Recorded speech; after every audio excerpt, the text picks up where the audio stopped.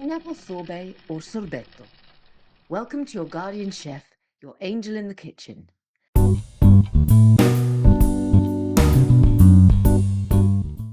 Today we are making traditional Italian pineapple sorbet called sorbetto. What is the difference? Literally speaking, nothing, as sorbetto is Italian for sorbet. Although this recipe is different. First of all, we are adding Prosecco, as in Italian sorbetti were known for having some form of alcohol added. Secondly, Italian meringue is added when churning to create a fluffy and light texture. You can omit the extra work of the Italian meringue, but I suggest to give it a try and you can taste the difference yourself. These are the ingredients you need for the fruit sorbet, and these are the ingredients you need for the Italian meringue.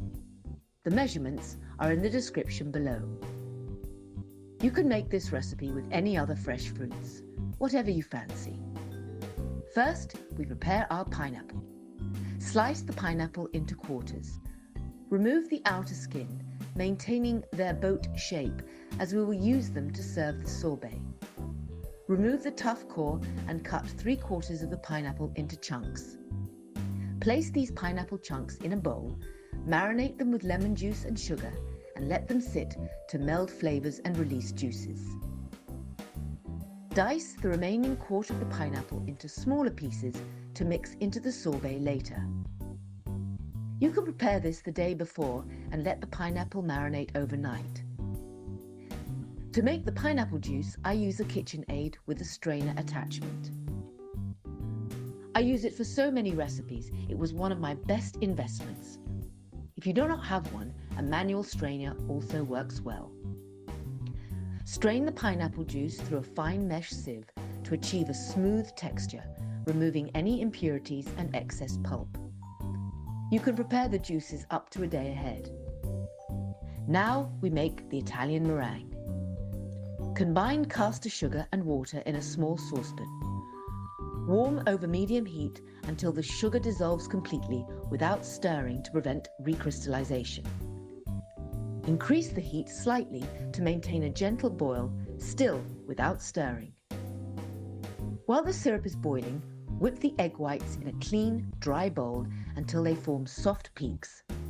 An electric mixer works best for this.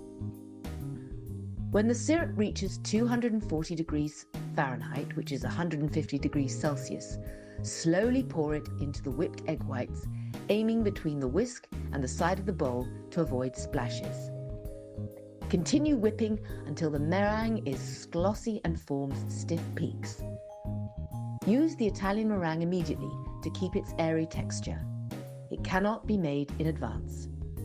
Now we can make our sorbet. Mix the water with sugar and the pineapple juice until the sugar is fully dissolved. Pour this mixture into your ice cream machine and churn according to the manufacturer's instructions, typically for 20 to 30 minutes, until the sorbet is thick and almost solid.